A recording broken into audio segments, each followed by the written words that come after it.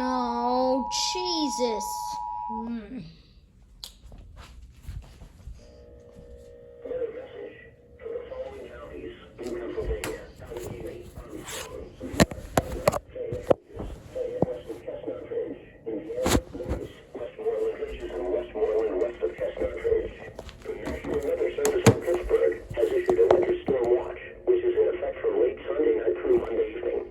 Hazard types: heavy wet snow, accumulations 6 inches or more are possible. Timing: rain will change to snow after midnight Sunday night and continue through Monday night. Impacts: the combination of strong winds and the heavy wet snow will bring down tree limbs and power lines. Winds northwest 15 to 25 miles per hour with gusts up to 45 miles per hour. Temperatures in the low 30s.